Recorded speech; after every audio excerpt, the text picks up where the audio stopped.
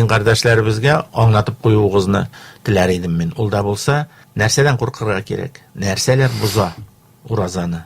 Nerseler sin biliştirmişi, sin bilmişi, sin ahırına xatlı uylamau neticesinde buza senin urazanı? Әйе, әлбәттә, ураза асылда боза җәүф дип атала. Безнең эшкә, карынга кергән әйберләр. Һәм безгә керә менә авыз аша, борын аша.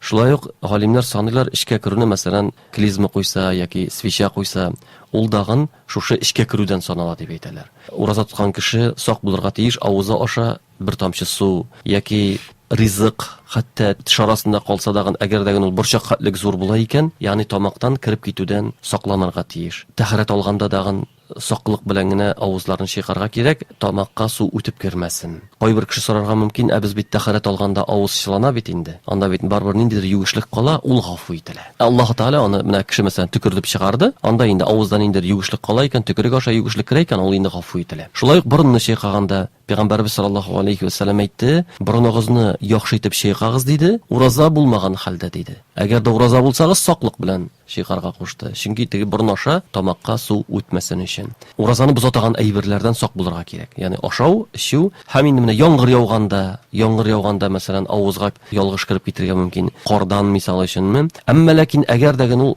төтен икән, мәсәлән тәмәке төтене. Чөнки сак булырга кирәк, тәмәке тартудан дагын. Тәмәке тартудагын уразаны боза. Әмма ләкин кеше бер җиргә подъездга кирде һәм тәмәке төтене истеди мисал өчен. Ул уразаны бозмый. Чөнки ул махсус рәвештә ул аны суламый. Ураза вакытында тәмәке тартырга ярамый, бу уразаны боза. Шулай ук мәсәлән, әгәр дәген кеше ялгыш тузанлы җирдә мисал өчен тамагына тузан кирде яки тегермән тарттырганда он белән он тузаны кирде, ул бозмый. Күзгә, колакка салынган дарулар. Күзгә, иншалла, күзгә салу бозмый. Колакка салуда бәхәс бар, кайберләре боза, кайберләре бозмый дип әйтә. Душта яки колакка су керә икән, ул бозмый. Укол мәсьәләсе мисал өчен. Укол кадау.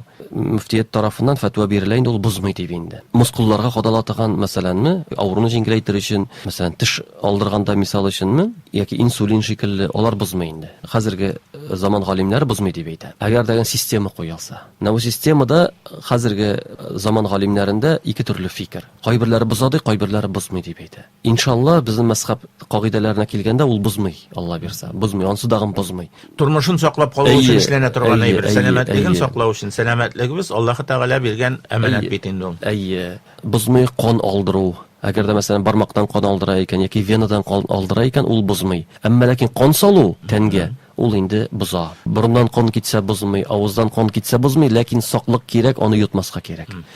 Һәм шулай ук мәсәлән кысу.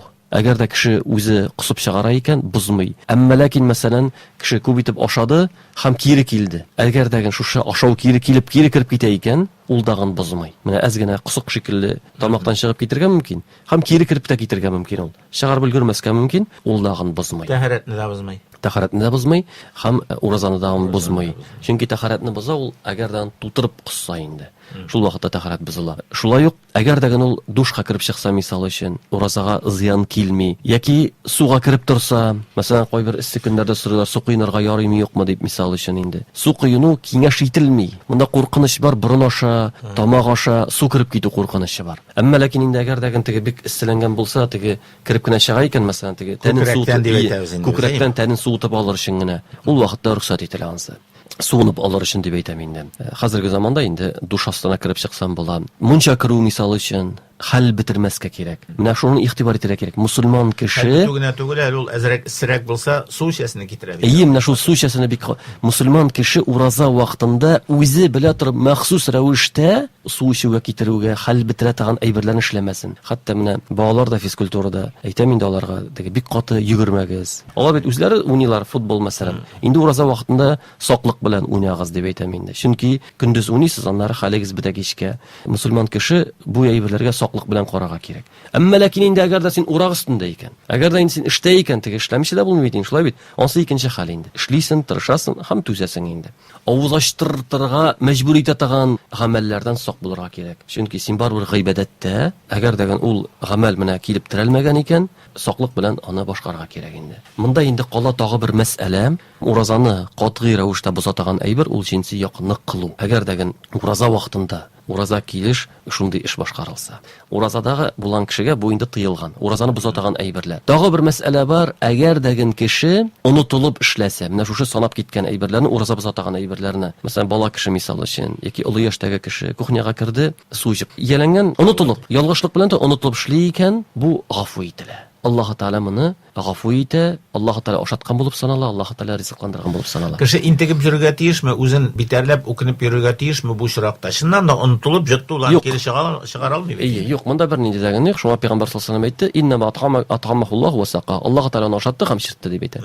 Кайтта кайбер вакытта теге менә балалар онытылып китәләр, су ичеп куялар. Аллаһ Таала менә бу бәндәсенең Җиңеллек хәленә теләде. кирде инде. Әйе. Шуңа күрә хәтта китапларда языла, әгәр дәген күрсән, теге кеше су ичеп тора. Әгәр дә ул зәгыйфь кеше икән ди, әби кеше мисал өчен, улы бабай кеше, әйтмә дип әйтә. Чеп бетерсен суын. Чөнки онытылган килеш, беләсең син, онытылып эшли. Әгәр дә инде көчле кеше икән, ул вакытта инде әйт, исенә төшер, теге бу гамәлдән туктат дип әйтәләр инде. Әмма ләкин инде мусульман кеше үзенең гыйбадәтен дөрес башкарырга тырышырга тиешле. Шуңа күрә берәр китап, хәзер мәсәлән мөфтият тарафыннан дагы инде төрле кулланмалар чыгарылды, нәрсә уразаны боза, нәрсә бозмый дигән кулланмалар бар. Шуңа күрә игътибар итсен, карасын, хәзер интернет челтәрләрендә дәген ул әйберләр инде киң таралган. Шуңа күрә менә уразага шушы мәсьәләгә игътибар итәргә кирәк.